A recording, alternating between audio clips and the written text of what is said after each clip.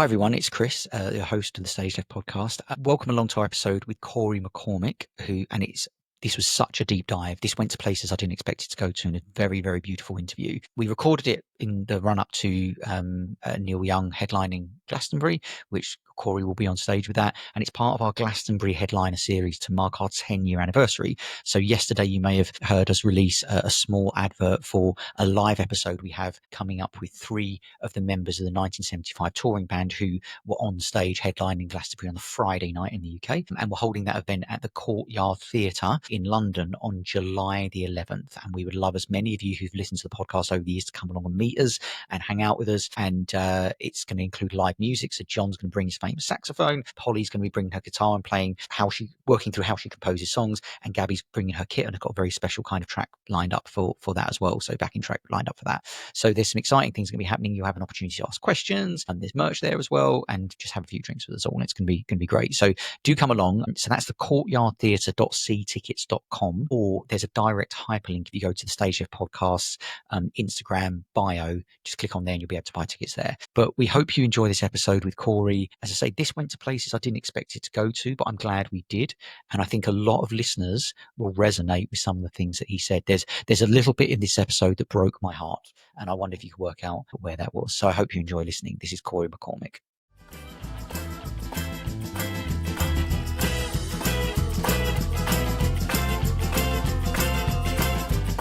Okay, welcome to the StageLeft podcast, lifting the veil on the music industry by telling the stories of those with a unique vantage point. This podcast exists to provide free educational content for young artists going into an increasingly complex industry by telling the stories of some of the unsung heroes behind the success. So go to the StageLeftPodcast.com for all episodes featuring musicians who discuss in detail the recording, writing and performing processes with the likes of Elvis Presley, David Bowie, Michael Jackson, the Beatles, Fleetwood Mac, Nick Cave, Taylor Swift, Sabrina Carpenter, Radiohead, Guns N' Roses, and 1975, the Stone Roses, Jeff Lynne, and Kraftwerk.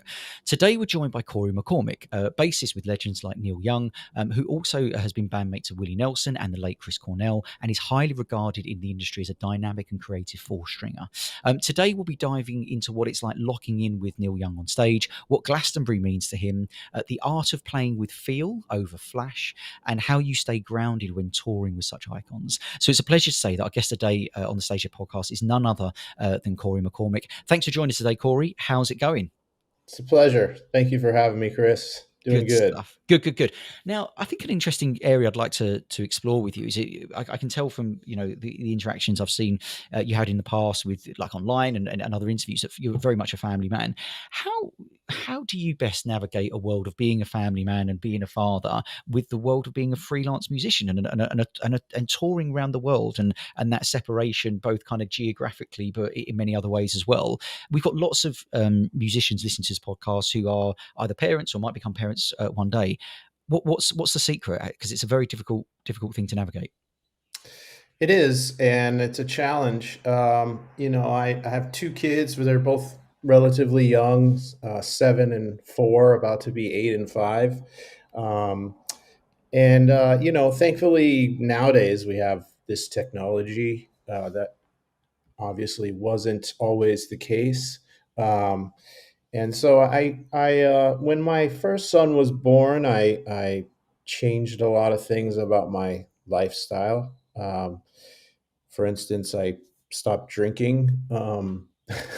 I just felt like the need to.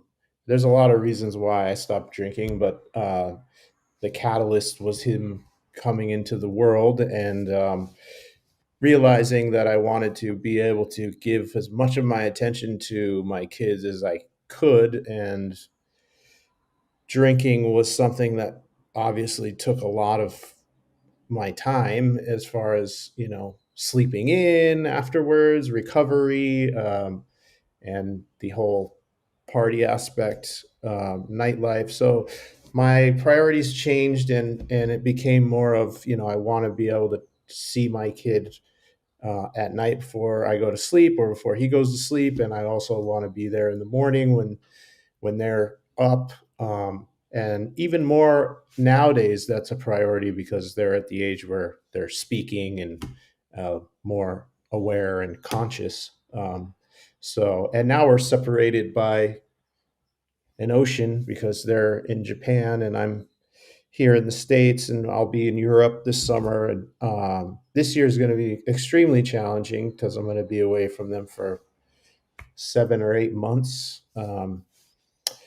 So yeah, so like, as soon as they're up in the morning, we're on the phone, and I sit with them while they have their breakfast, Mm, and then it's been a challenge at night because I'm usually asleep by the time they're going to be going to sleep. But before I go to sleep, I usually call them.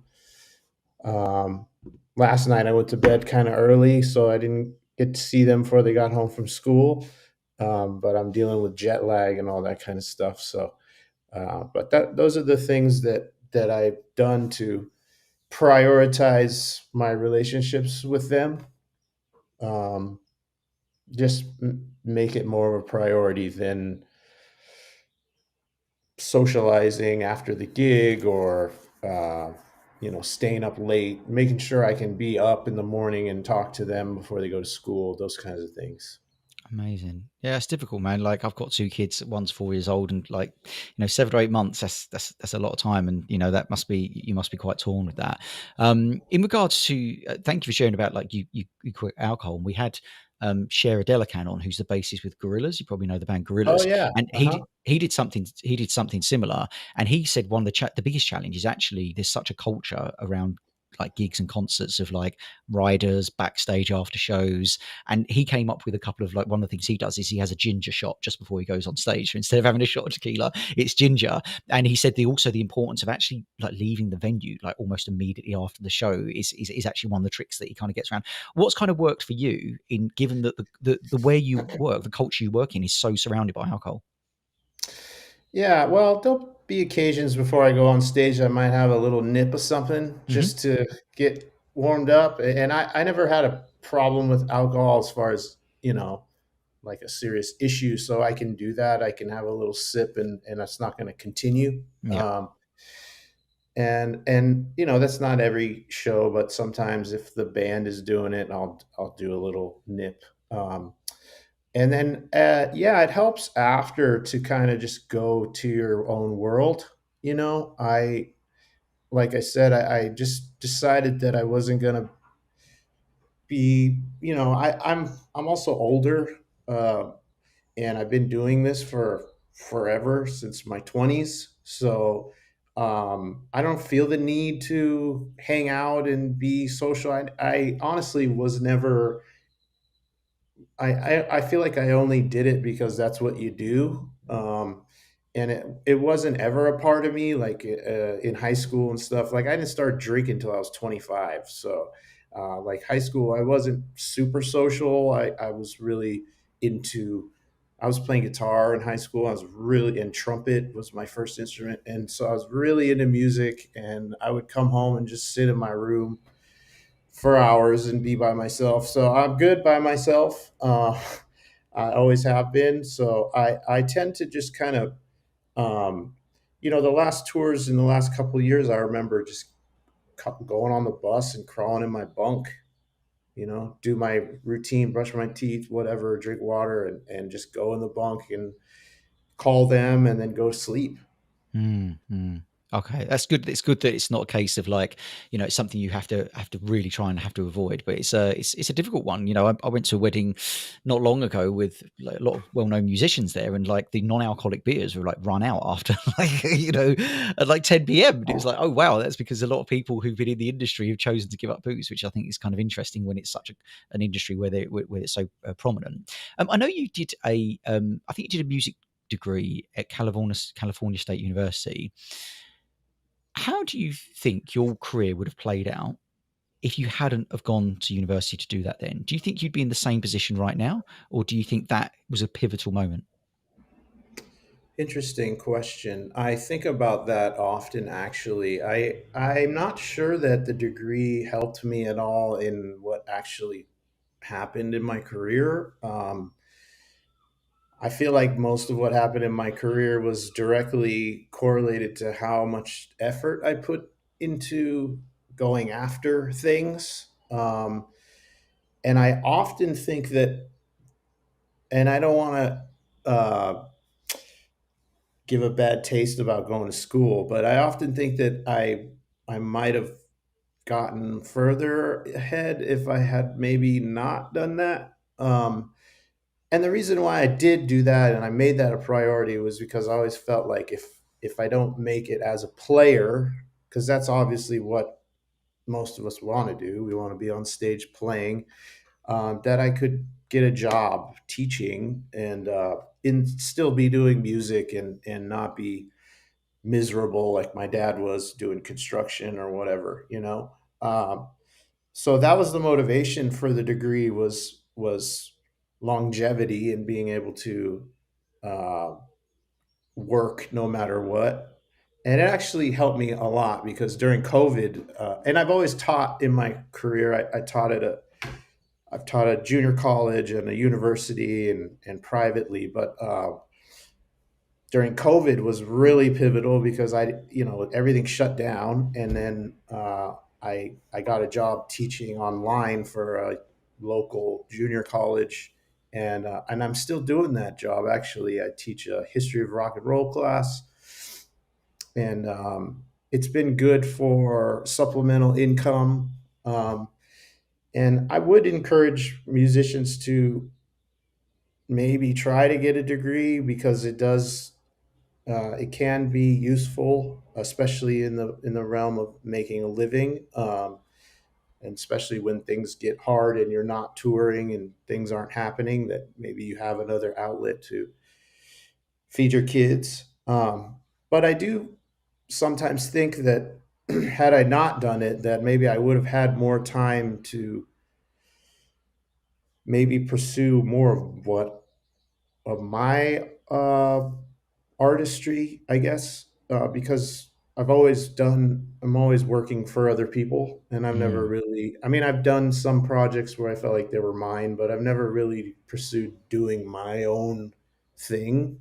Um, and, and I have a little bit of regret for that. The interesting thing you said about your dad and being a construction worker and kind of alluding to something that doing a job that he wasn't like necessarily loved doing.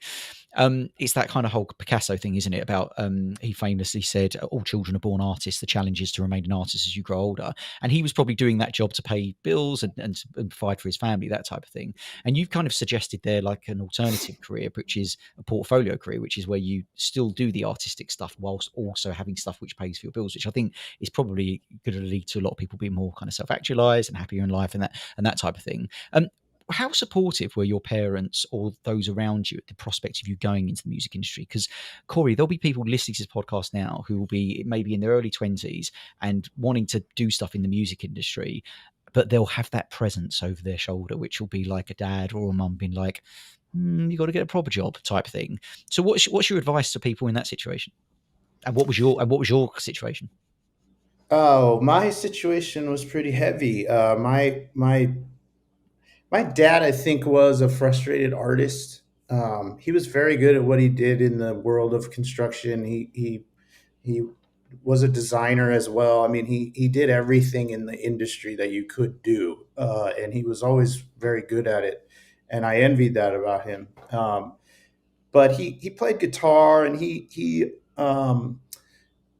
actually wanted to be a musician when he was young. He went into a junior college after high school into a music program, but he had no musical experience prior as far as being in school. And so he got slammed because you can't just walk into a college music program with no experience in school music and expect to keep up because he couldn't read music. He didn't know any theory. It just was impossible. And so I think that's when he quit school and he started doing whatever he could to survive. And then when I was a kid, they were kind of supportive. Like they bought the trumpet for me, and when I wanted to play guitar, my dad was like, "Well, there's my guitar, and here's a chord chart book. Like, go learn it." And I took it seriously and did it on my own, and eventually worked to pay for lessons because I was really into jazz. So I wanted to learn more about jazz guitar, and but I did all that kind of on my own. He wasn't paying for any of the private lessons or anything. You know, I was getting most of my music education just in public school. And then when college was coming around, he straight up told me, like, if you're gonna pursue music in school, I'm not supporting you. Like, you're not gonna get any money from me. I'm not gonna help you do this. I don't think you should do that. It was always a huge argument, and I think part of why I wanted to go to school and get the degree was because of him, because I wanted to show him, like, no matter what, I'm gonna be able to make a living at this, um, even if I have to teach or whatever. And so I left my house when I was 17, and I at the time had a decent job in a restaurant, so I was making, you know, tips and pretty good money, and I just did it myself, and it was really hard, going to school and working pretty much full time. And by the time I transferred to the university, I was gigging enough to where I could quit the waitering job, and and it was still rough because I was gigging till, you know, 2 in the morning, and then I had to be in class at, you know, I had to be at school at 6 to warm up and like get ready, and I didn't do as well as I think I could have in school because of that. I didn't have any support, so it was, and I got married kind of young, so I had a lot on my plate. We're not married to that. Mm. It's my second marriage now, but it was really really difficult, and I saw a lot of people that had support, and I was always really envious and maybe a little jealous of that, and maybe I had some. I think I was bitter about it at some point because I just felt like, you know, it was like I can't keep up as well because I have to do all this other stuff. Um, I still did good in school. I was still did fine, but I just feel like I could have done better had I had a little more, you know, support. Um, And do you think the root cause of that, like your dad not wanting to support in that situation, was a fear that you wouldn't make money out of the industry because he knew the music industry was tough, and therefore he'd be supporting you, have to support you forever type thing, or was it something else? And if it's too personal, you don't have to share it. But it's so interesting for, as I say, young artists going through this exact situation right now, just to navigate that from your experience. Strange thing with my dad, I think some of it was like the fact that he didn't do it, Yeah. and it was a little bit of a, I was good at it, and I think he was a little jealous. Like, he never was proud. It never felt like he was like stoked that I, once I graduated, it was like, oh, whatever, you know. And then when I got my first really big gig, I mean, I had been doing lots of stuff prior to that, but when I first got the Chris Cornell gig, um, it was still kind of like, you know, he came to a show and he was just like, meh, you know, it wasn't, you know, it wasn't like, oh my God, look what you've done, you know, type of thing. I think maybe if he had, if he had survived, because he passed away in 2008, right in the middle of when I was with Chris, if he was around for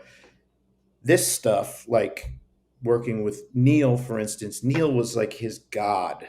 Wow. I, the first song I ever learned on guitar was "Needle and the Damage Done." Really? Neil is like my first musical memory of driving in my dad's truck when I was like 3 years old, and Neil's playing on the radio, and all that, and I get a little, you know, emotional thinking about it.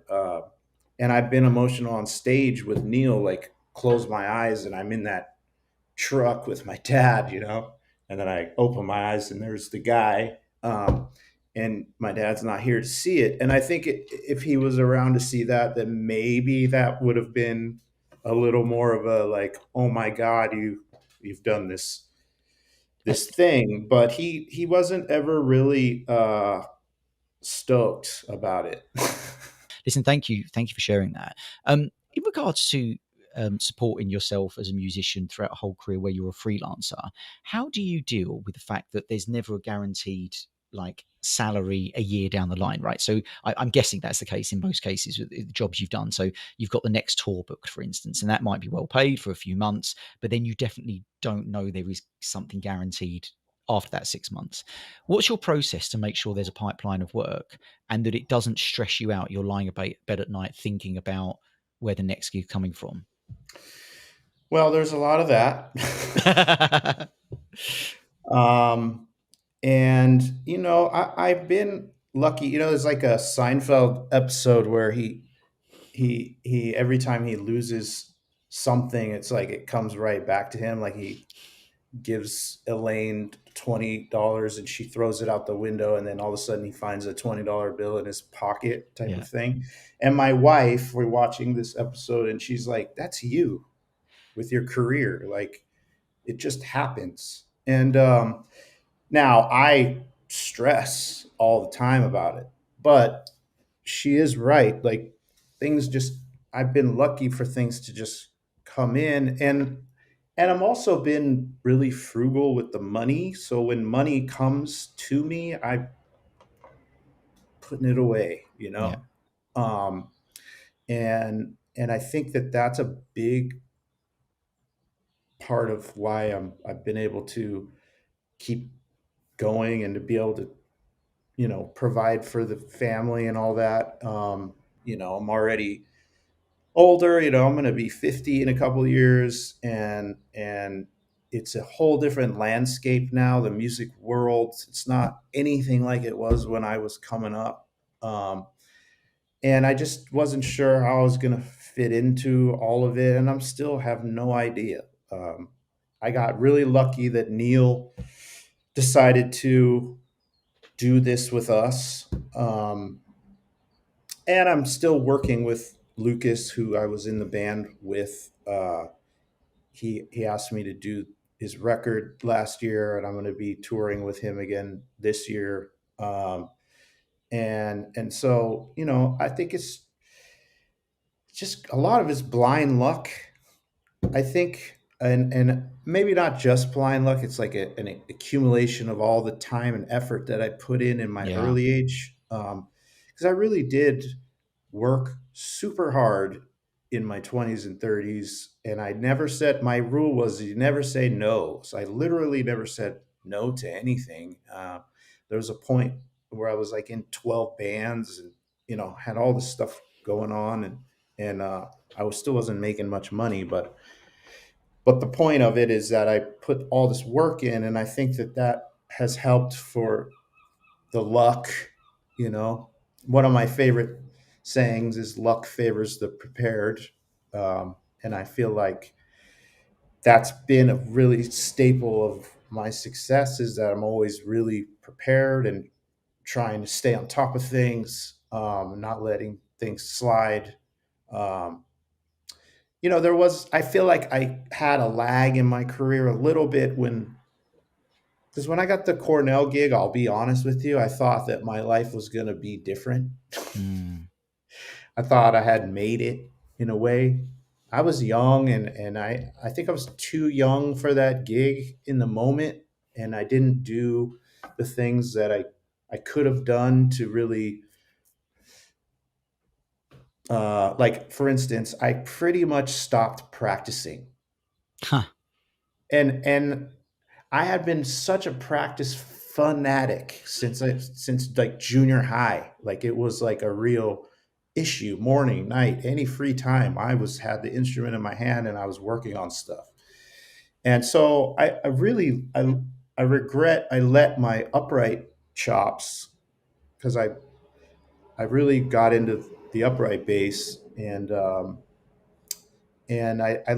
let my chops go down. I stopped practicing for years, and I was telling myself, "Oh, you need to just absorb everything that you've learned at this point, and just chill. This is your time to chill. You got this gig, and your phone's gonna not never stop ringing after this." Is kind of what the voices were telling me, and I probably shouldn't have listened to those voices.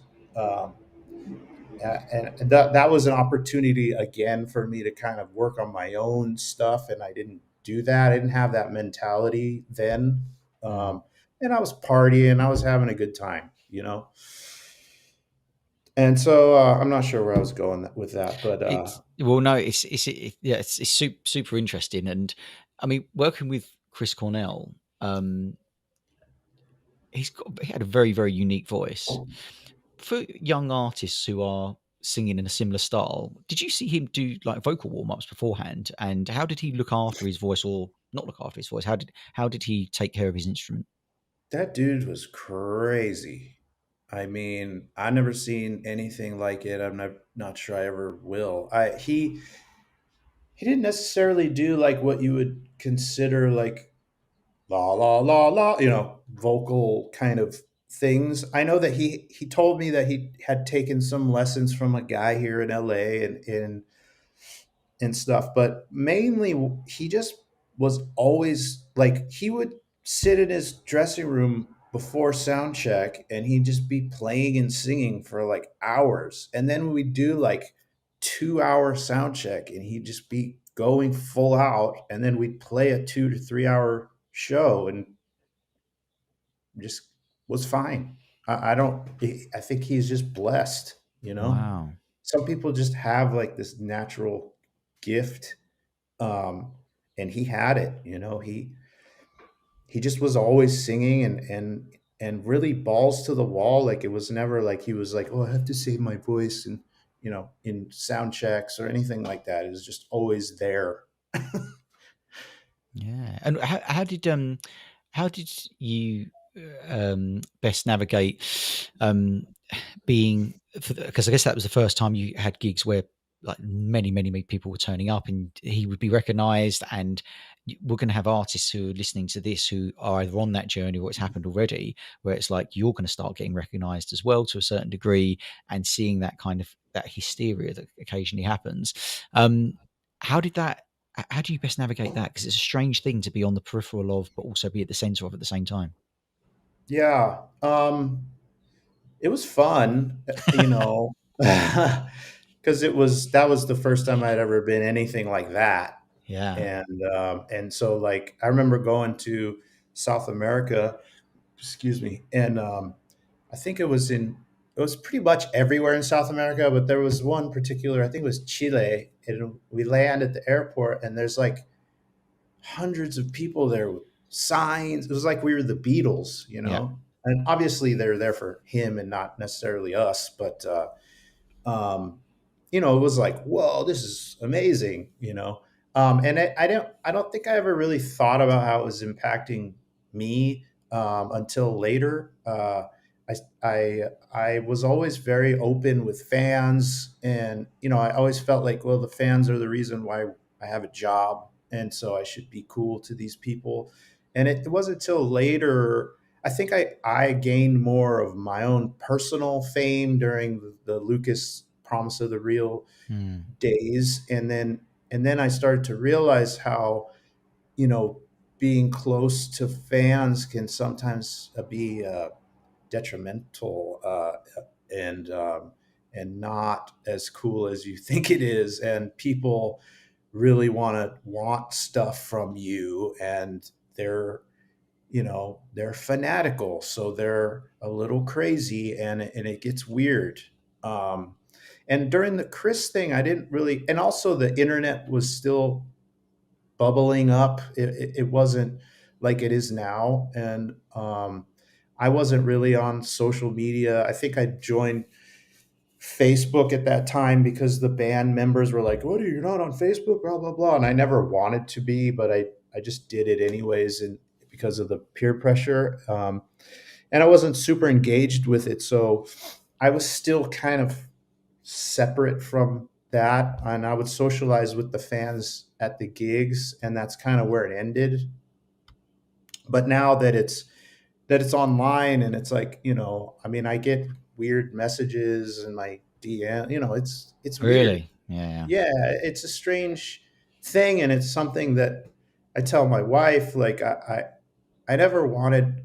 I never want this is partly why I never pursued my own thing, because I never wanted to be the front guy. Like I never wanted that responsibility of all that attention and all. It's not me. It's not who I am. I don't really need that or want that. And so when it started coming in really hard with the Promise of the Real band, I realized what that I why I didn't like it. It's intense and it's hard to be um, famous, and I don't think I'm famous, but it's really hard to have that responsibility and to have people coming at you from all different angles, and you're not sure who's real and who you can trust, and it's not for me. I tell you what, that is such a good point in regards to who's real and who you can trust. What's your kind of metric for that? So what do you like? Do you have a rule or kind of a certain way of dealing with that? Because I always think, those fans, exactly as you just said, you want to give time to them. They're the people who are there. But then like, I know this is an extreme end, but then you also have the Mark David Chapman, right? And so you like, how do you get that close proximity and give what you want to those fans? And well, navigate your own well-being, but also feel safe in that situation. Like, is there a way that you scope people out? Like, how do you work out that trust? Yeah, I still just kind of use my gut. Yeah. I try to trust my instincts, and especially now that I'm older and I'm sober, that's easier to do.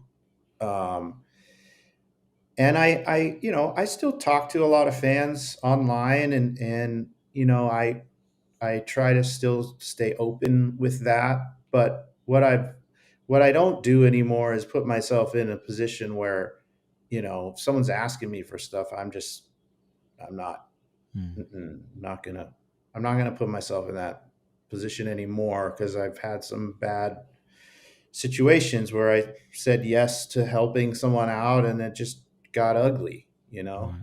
Right. Right. Um, and so now I try to be more guarded, so I don't open myself as much. I still talk to people online, and then it shows, I'll still go out and talk to fans and stuff like that. But The, it's a the, lot less than it was. our podcast is 10 years old this week, right? And one of the reasons I started it is I saw a lot of young people who wanted to do the job that you do think that they had to be really famous to do it and be like acting in like this. But it's like you can literally be sat on the tube or the subway next to someone who's playing arenas or headlining Glastonbury, and you won't necessarily need to know exactly who they are. And I think that's a very powerful thing. Looking back with Chris Cornell, just I'm going to ask one more question about Chris, a last question, which is there one kind of musical or technical memory that you have that kind of has really stuck with you that that you would have spent a lot of time with him? Like, is there a musical moment or technical moment that you were doing that really just sticks with you as a magical thing that you look back on? The thing I remember with him the most that sticks with me is how warm and kind he was, and he didn't have like that I'm famous ego or anything like that. He was always very encouraging to me musically, and there was like a moment in the show where at the end of a song he would like sing an improvised thing, and I would play. We'd get like back to back, and he'd always be really like encouraging about that moment. And uh and and that's really what sticks with me, is how nice of a guy and how real he was. Like, I never really saw any disgenuine stuff with him. Like, it was like face value, and he was very kind, and he was nice to everybody. And that's always been my gauge with famous people. It's like, you go out to dinner, are they nice to the wait staff? Yeah, nice. Because I mean, I've been to many dinners where I wanted to, it's like super cringy. Like, why are you being so abusive? And he just there was absolutely none of that with him, and he was so dedicated to his wife and his kids, and he was really inspiring to me as far as what you could be as a famous man or woman.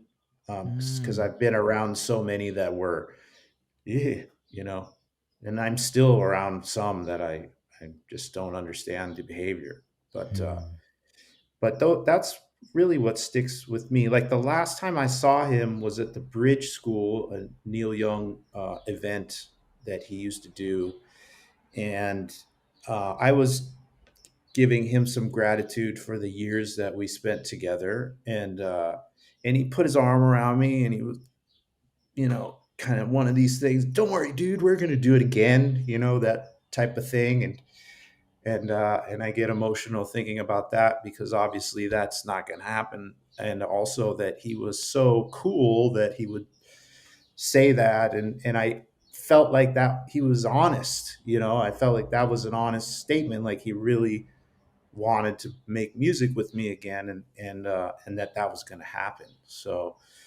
yeah, really just about his honesty and warmth and realness. yeah, thank you for sharing that. He's a great artist. You've obviously worked with some very high profile individuals, and certain ones like say Willie Nelson and Neil Young, who are like staples of American culture. How do you not get into your head too much when you start working with them? So you could very easily to go back to that, as you say, that driving with your dad, listening to Damage and the Needle Done, sorry, Needle and Damage Done, and Willie Nelson. I mean, just beyond legend, around the world, but particularly in America. How do you treat that like a normal gig or a normal day, or do you not do that? Like, how do you not let that get into your head? Well, I'm always really concerned with doing a good job. So my priority one is to learn, have the music down as well as I possibly can and be as prepared as I can. It's always been a challenge for me to be around guys like that socially because, you know, they're like gods. I mean, these guys, Chris Cornell, when I was a kid, was on MTV, and Outshine video was like, look at this guy. He's a Mhm. god, like the voice, the look, everything. And so, and I have my own insecurities, and there's some, I have my own deep rooted issues, like we all do, and but those issues affect me in ways socially that have made it hard um, to be social with guys like that. Like even with Neil, I've been around Neil quite a bit, but it's still hard to be around Neil because I maybe putting him on a pedestal, or there's just something there that is a block because uh and I've worked on, it's better now, I think. When I was around Chris back then, I was really super shy. I had a hard time even talking to him, and because he was so warm and open, it made it easier. But um, I still struggle. Willie is like just a normal regular guy, and he's pretty easy to be around. But even around Willie, I'm still, I'm a little more closed up, and in my head, and I'm always like questioning the things that I'm gonna say, or like, like I'm a fan. So I'm a fan of all of these guys, and I've been a fan since I was a little kid. So it's hard to loosen up and be myself around them. Um, uh, Preparation seems to be a common theme throughout your kind of approach, as you mentioned. You had a really nice quote about it earlier. Um, with shows like with Willie Nelson, if things changed up a lot, how did that affect you? So would you just prepare for different eventualities, or like how do you deal with like last minute change or changes to, because Willie often play in different tempos and things might change. How do you deal with stuff like that if you are so keen on the idea of preparation? yeah, well, some artists are easier than others.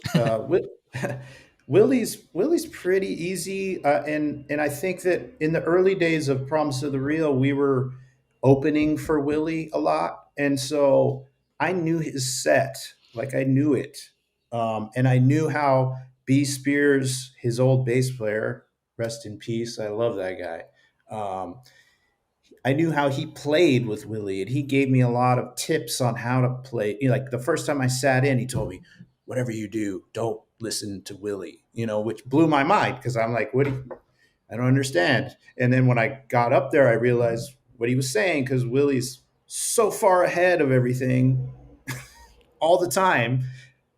He's never behind it. He's like always really way ahead of everything. So if you're listening to him and you're trying to follow him, you're screwed. Like you have to just lay it down, you know? Um, and then for a guy like Neil, then now this is where it gets really tough because Neil's just going by feel all the time. And so, for instance, like when we were on a European tour, I think that was 2016, I think. Um, anyways, we were kind of in the height of playing with him, and we didn't have a set list. And I had a list of over 300 songs that have either been played or mentioned to possibly being played. And so every day before the show, I was reviewing 300 plus songs just to be ready for whatever was going to happen. And because I like to be prepared, I don't really enjoy that style. And I've had to learn how to work with Neil. Like when we're in the studio, he doesn't, there's no preparation. It's not like we rehearse or he even, a lot of times he doesn't even play the song. Like this last record we just did, one of the songs, he said, okay, it's in A, it goes to D, and then back to A, and then to E, and then back to A, and he starts chugging. He starts the song, and it's in A, and then when we come in, he goes to a D chord, but I had no idea that that's going to happen. I thought we're just on an A chord, right? And so on the record, you can hear like me kind of, oh, whoa, and that's like my nightmare, like I don't, because I like being prepared, and I have this, I have an issue with maybe being wrong or making mistakes, um, that's a very hard thing for me, but I've learned over the years on how to just kind of laugh that off and just roll with it and deal with, because that's what he wants. He wants it to be loose. He wants it to be in the moment, and it's okay if I make a mistake. He's most of the time going to say, "Oh, that's," which he did. He took that first take, and that's what's on the record. Um, and that's kind of the way it goes with Neil. And I have to be okay with sometimes not sounding as good as I know I can sound. Um, that's just part of what it is. And then if you go back and listen to his records, I hear it all the time. I hear bass players making mistakes on the records. It's like almost every record I hear something where I'm like, oh, he didn't know what was coming. Wow. Poor guy. I know the feeling. So yeah, I think that no matter how much I prepare with Neil, I'm not ever prepared, and I have to be okay with that, and I have to be okay with making a mistake or doing the wrong thing or stepping into the pothole. It's okay. Is there ever a risk that you are on stage and he pulls out a 301st song, which is another one? And what would you do in that situation? Have you got any like advice to anybody who's listening to this and is like, that sounds like my worst case scenario?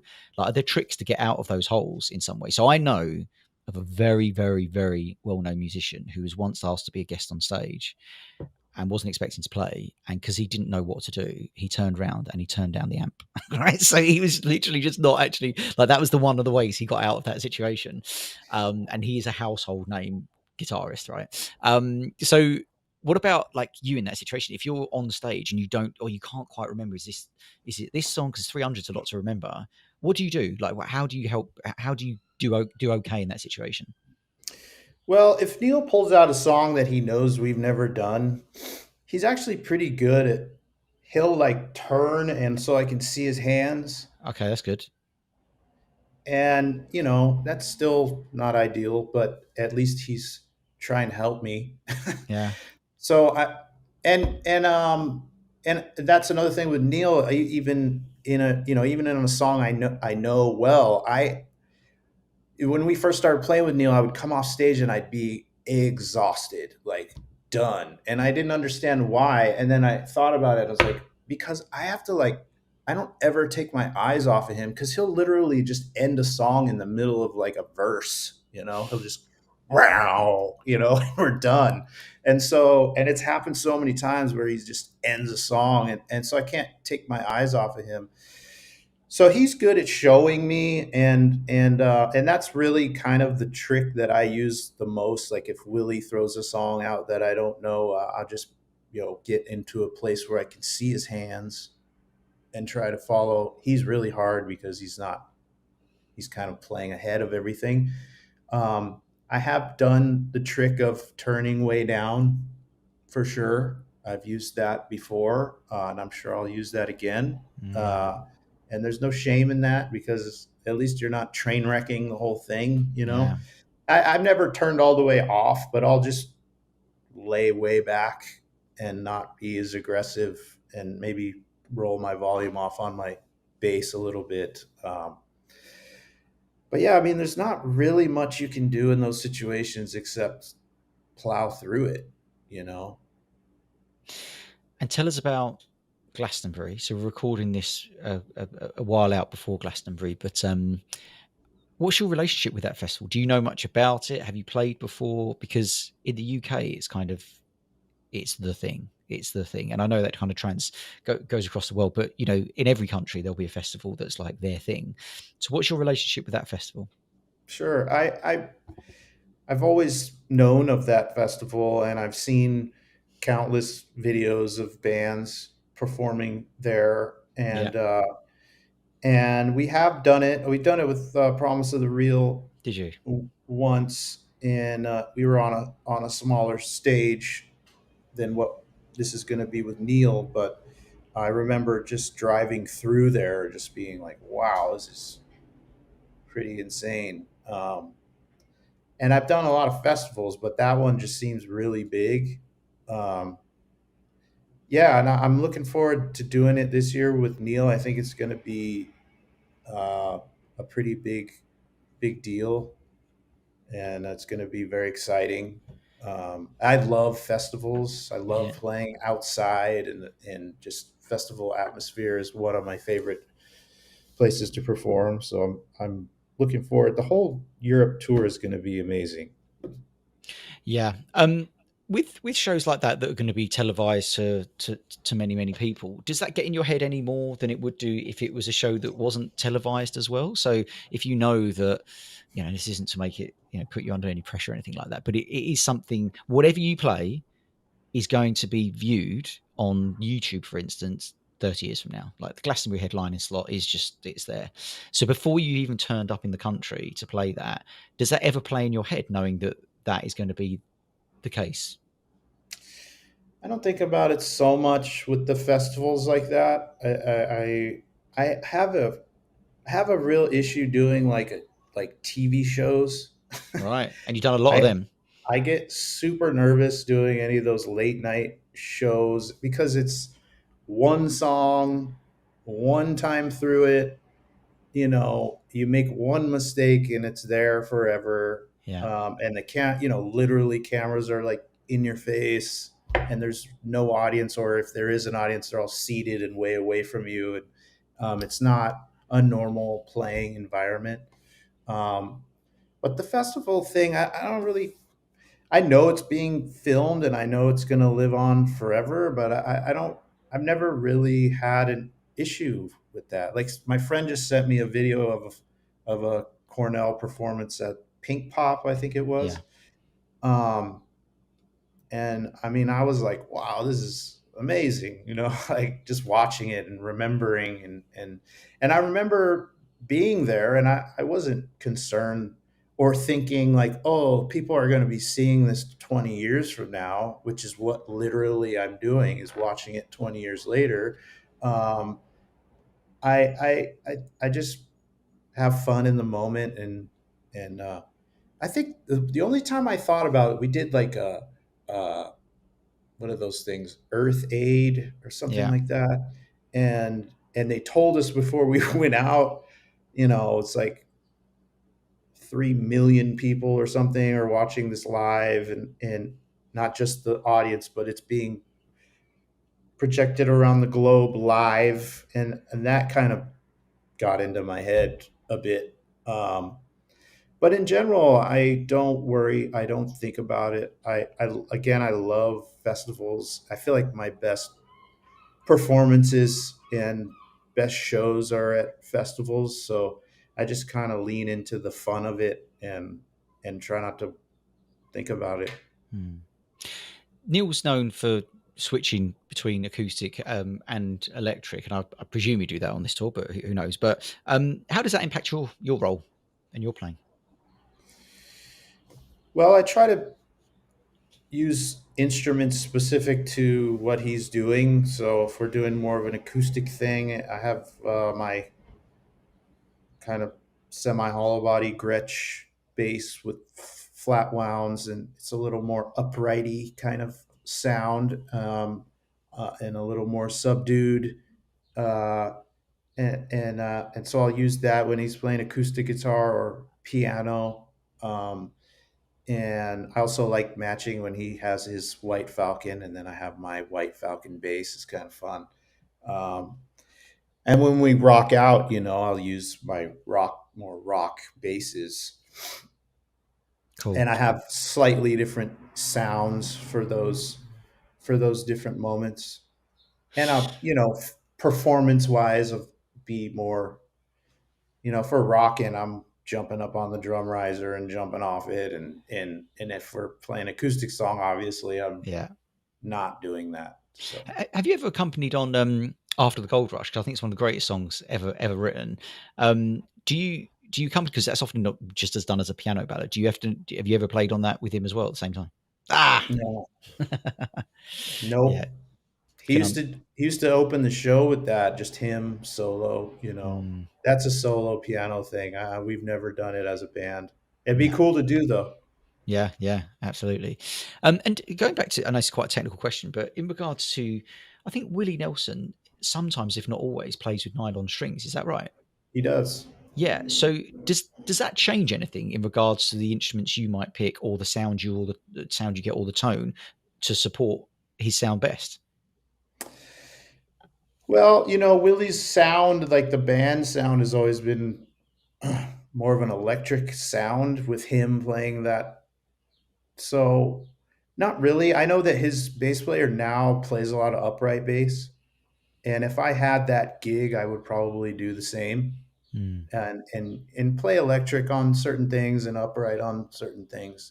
But his sound is like an electric band with him with that acoustic guitar. So I even think that the his bass player now maybe plays a little too much upright, or he's not as aggressive as he could be. But I think they're trying to tone it back now. He's older, and they're trying to be a little bit more chill. Like back in the day, they had like two drummers, and like I don't know if they had two bass players, but I know they had two drummers, and it was crazy. It was like so much stuff happening, and he's playing that same guitar.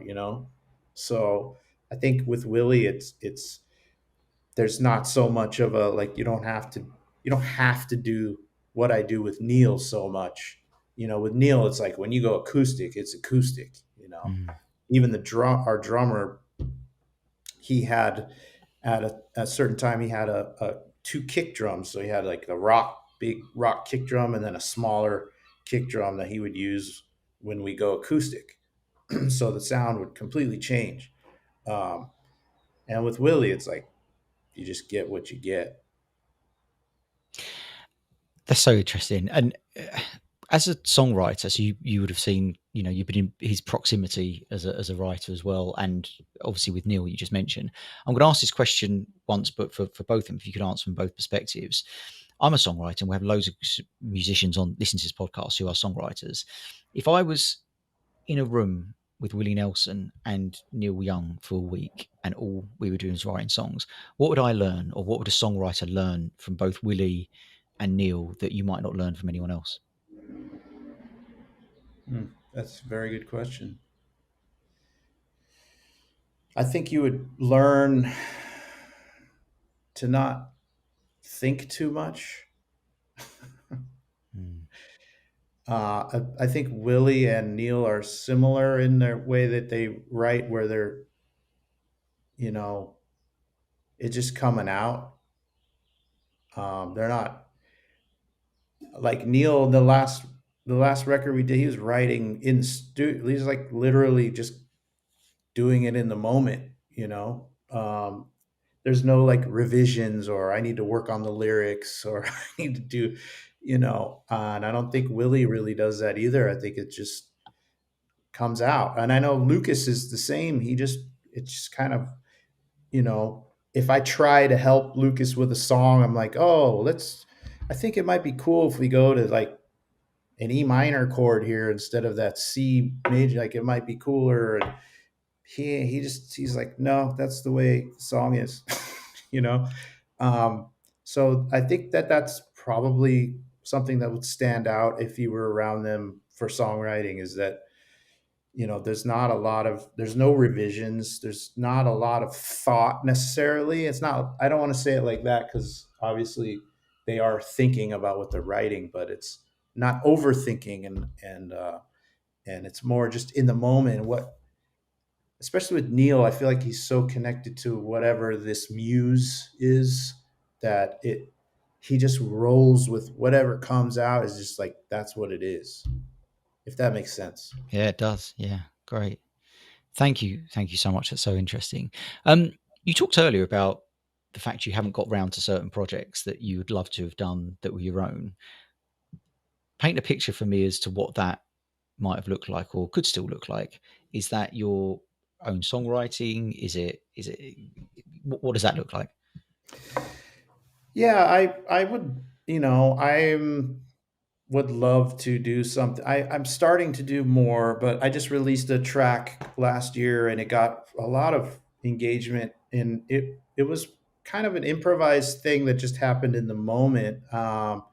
I had this upright bass that I've been shopping for a new upright, and was using this bass, and I was inspired by, had a low C extension, and I was playing some stuff with the bow, and my buddy was like, bring that bass over and let's put some different mics on it, and just text mics, and we ended up doing a track, and it was kind of out of like my normal wheelhouse. I always thought if I did my own thing, it would be like kind of like a funky kind of like a, you know the people that I really listen to a lot, like Stevie Wonder kind of vibe, like jazz funky thing, is where my musical heart lies ultimately. But I don't know. I think that now I'm thinking more about doing stuff that, like, being more open to what I can do. So doing stuff maybe that's more cinematic,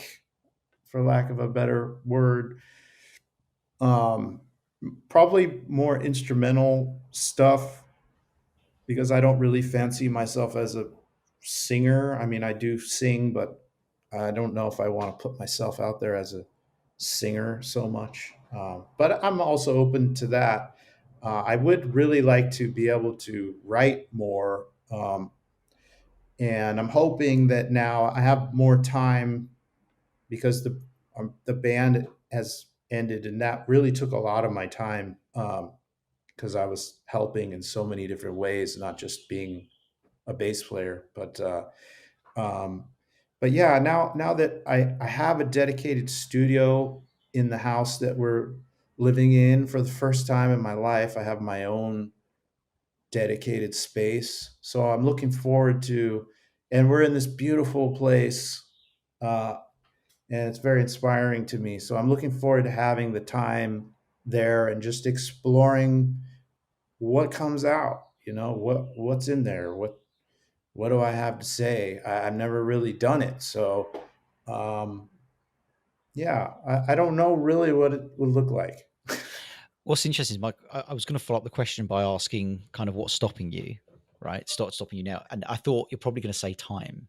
But then I wonder if there's anything else stopping you now that you do have time. Is there any like, do you have any self doubt or any kind of concerns that, will this actually come out in the next year given you've got the time? Because a lot of us can actually, when it comes to it, go, oh, I'm going to lean away from that. I know so many musicians who do that. Where does that sit with you? Or you quite confident that once you have the time, you'll get something out? I think that that's what's kept me my whole career from doing that, is that I'm scared of it Yeah. and putting that track out, because I always like collaborating with people. It always made me feel more comfortable. Mm. So I had a band called Organa, and you could check it out online. It is no more because the singer passed away. But um, that was a lot of fun for me, and I wasn't scared of that. I think because I'm collaborating with other people. But when I put that track out last year, it was just me. Yeah, it was hard. I had to be talked into it. Like the guy that Brian, who I recorded with, was very encouraging, and that made it easier. I don't know if I would even put it out if he wasn't. He was pushing me to put it out. And then I put it out, and it has like 28,000 views or whatever on Spotify, which isn't huge, but for me it was like, oh my god. And it got on some playlists, and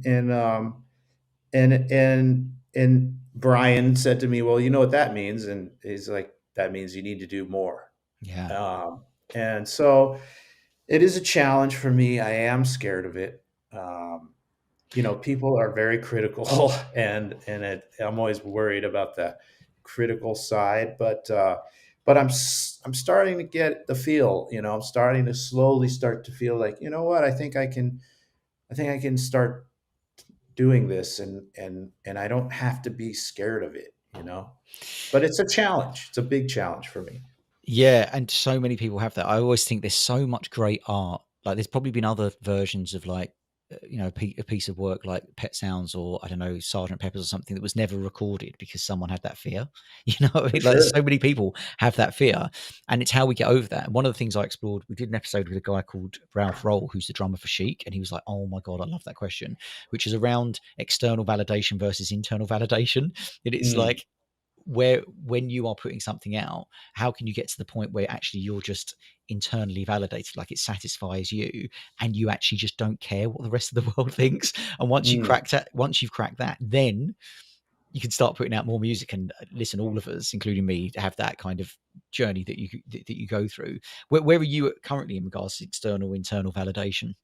No, I think that's why I'm starting to feel more of like I can do it, because I'm starting to not care so much about the external, Mm, and I'm starting to feel like I want to explore my value as an artist, and that, and like you said, there's probably records that haven't been made that probably be, you know blow the whole roof off of the place. And I also, I don't have that mindset so much anymore either. Like, like when I was young, it was like, oh, I want to be the best bass player. Like, I want to be Jocko, where everyone's talking about me after I'm gone and blah blah blah. And like, I don't really have that need or want anymore. And so I think that's gonna help propel me into the songwriting realm, where I'm not concerned about winning a Grammy or the popularity of it or whatever. It's like, I just want to be an artist. I think that that's going to fulfill something that's missing here. Uh, and I need to allow myself to be an artist. And I'm getting to that point where I'm not afraid anymore of that. Yeah, like we've all been scarred by judgment and people being critical, and we live in an era where there's a lot of that now. There is another way around it, which I think I've cracked, which I've told a few people, is to release it under a pseudonym, right? So it's not you, right? So no one knows it was you. So you just put it out there, and like Yeah. no one even needs to know it was you. And if it's successful, great. If it's not successful, it doesn't matter. But it's out there. But we need to make sure this art within us is out there in I've some thought form. about that too, because I do envy artists who, like you were saying, you might be sitting next to them on the train, but they're headlining a festival. It's like I envy those artists who have been able to remain in the shadows but still have a successful career. I think that's something that would be really nice. So maybe I'll think about that. Awesome. I'll finish with this question. My gym buddy at the moment, she's also going to be headlining Glastonbury on another night from you, and it's her first. It's the first time she'll be playing. I mean, she's played lots of big, fucking massive shows. If you can imagine to get to that level, what would be one bit of advice you would give her ahead of playing like a huge, huge pyramid stage at Glastonbury type show that's going to be played forever? What would you say to someone about to walk on stage to do that? Have fun. Don't think about it too much. Have fun with the crowd. Have fun with the moment. Um, and yeah, just stay out of your head. Just go do it. Do your thing. Don't worry about what it's going to look like. I mean, obviously be prepared, but once you get out there, just put it all out there. Great. I'll get that message to her. Thank you so much. Listen, I just want to say thank you so much for your transparency, your honesty. I think what you're doing today, as both musically and away from music, is showing such like a growth from some of the things that happened to you, early on in your life, and your kids are going to be so much better for it for having been so, you've been so reflective and saying, okay, well, I'm not going to be like that, and I'm going to do this differently. And like, kudos for you for having that mindset, and thank you for your willingness to share all this great, these ideas and your wisdom on this episode. Make sure you get that record done or that recording done. Get it out, whether it's a pseudonym or not. Get it done, and we'll have to get you back on in future to talk about it. But thank you for being such a great guest on the StageLeft podcast. Absolutely. Thank you, Chris. Thanks for having me.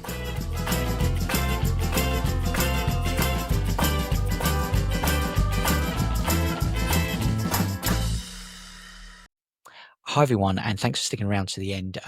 Wow, the bit that broke my heart that I mentioned at the beginning, it was how he's kind of alluded to the fact that he always wanted his dad's approval, and it was very difficult to get his dad's approval.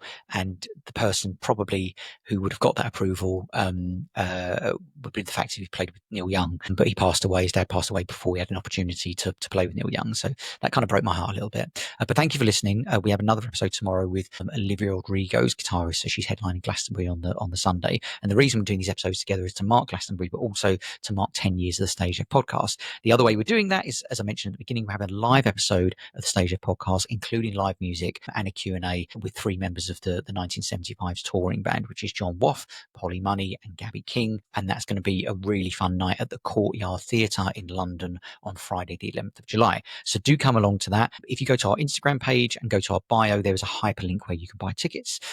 Also, you can go directly by typing in the Courtyard Theatre.ctickets.com, and from there that's where you'll find the event. So that's the StageLeft podcast off the record, because we're not going to record it. Polly Money, John Woff and Gabby King, the touring band of the 1975. Thanks for listening. See you next time.